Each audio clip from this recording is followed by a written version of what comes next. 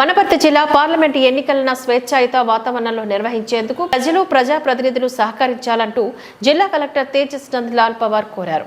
శనివారం మధ్యాహ్నం కేంద్ర ఎన్నికల కమిషనర్ రాజీవ్ కుమార్ ద్వారా పార్లమెంటు ఎన్నికల షెడ్యూల్ విడుదల చేసిన నేపథ్యంలో జిల్లా కలెక్టర్ ఐటీఓసీలోని రూమ్ నెంబర్ 31లో మీడియా సెంటర్ను రిబ్బన్ కత్తిరించి ప్రారంభోత్సవం చేశారు. అనంతరం అక్కడే మీడియా సమావేశాన్ని నిర్వహించి ఎన్నికల సన్నద్ధతపై మీడియా ద్వారా వివరించారు. ఇటీవల నిర్వహించిన అసెంబ్లీ ఎన్నికలను వనపర్తి జిల్లాలో ప్రతి ఒక్కరి సహకారంతో విజయవంతంగా పూర్తి చేసుకోవడం జరిగిందని, అదే విధమైన సహకారం పార్లమెంట్ ఎన్నికల్లో ఇవ్వాలని సూచించారు. ఏప్రిల్ 18న తెలంగాణలోని పార్లమెంట్ ఎన్నికల గెజెట్ నోటిఫికేషన్ విడుదలవుతుందని, నామినేషన్లు ఏప్రిల్ 25 వరకు స్వీకరించడం జరుగుతుందని చెప్పారు. నామినేషన్ల ఉపసంహరణ ఏప్రిల్ 29న ఉంటుందని, మే 13న సోమవారం ఎన్నికలు నిర్వహించడం జరుగుతుందని చెప్పారు.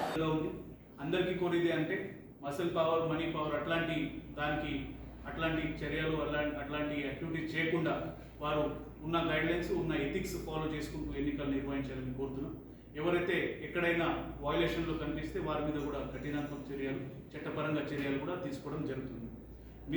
మిస్ఇన్ఫర్మేషన్ విషయానికి వచ్చేసరికి ప్రత్యేకంగా అందరికీ కోరేది ఏంటంటే, మీకు వచ్చిన సమాచారం ఒకసారి మీరు వెరిఫై చేసిన తర్వాతనే ఫార్వర్డ్ చేయాలని కోరుకుంటున్నా.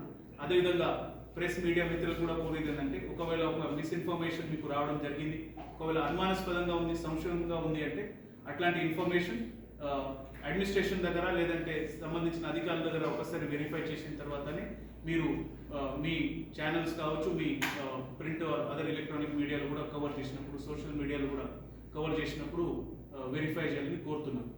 మనం అందరూ సహకరిస్తేనే ఈ మిస్ఇన్ఫర్మేషన్ క్యాంపెయిన్ కంట్రోల్ చేయడానికి ఉంటుంది. అదేవిధంగా మోడల్ కోడ్ ఆఫ్ కండక్ట్ అమలు రావడం జరిగింది కాబట్టి అది అమలు చేసుకోవడానికి అందరూ సహకరించాలి. మా టీమ్స్ కూడా సిద్ధంగా ఉన్నాయి.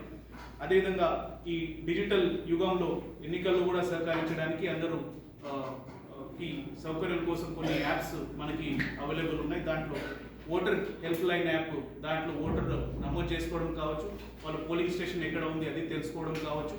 అదేవిధంగా ఏదైనా మార్పులు చేర్పులు ఉంటే దాంట్లో ఫార్మ్స్ ద్వారా అది అన్ని దాంట్లో అవైలబుల్ ఉంటుంది.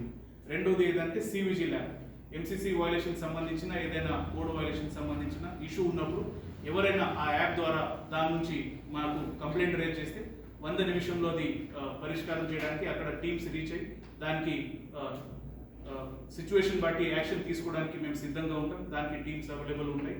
అదేవిధంగా know your candidate KYC app ఒకటి మనకి ఎలక్షన్ కమిషన్ ద్వారా తీసుకురావడం జరిగింది. దాంట్లో క్యాండిడేట్స్ వారి వివరాలు అన్నీ సబ్మిట్ చేసిన తర్వాత ఆ యాప్ ద్వారా వాళ్ళ క్యాండిడేట్స్ ఎవరెవరు ఉన్నారు, వాళ్ళ వివరాలు ఏంటి, ఇవన్నీ ట్రాన్స్పరెంట్ మేనర్లో కనిపించే విధంగా అక్కడ ఉంటుంది.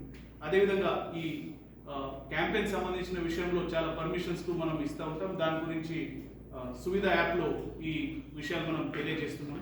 సో మీ ద్వారా ఇవన్నీ అవగాహన ప్రజలు కూడా తెలవాలని మీకు కోరుతూ, వచ్చే ఎన్నికలు అంటే చునావ్ కా పర్వ్ దేశ్ కా గర్వ్, ఈ విషయంలో అంటే ఎన్నికలు మనకి ఒక గౌరవంగా ఉన్న సందర్భం కాబట్టి ఆ విషయంలో అందరూ సహకరిస్తూ ఈ ఎన్నికల పండుగ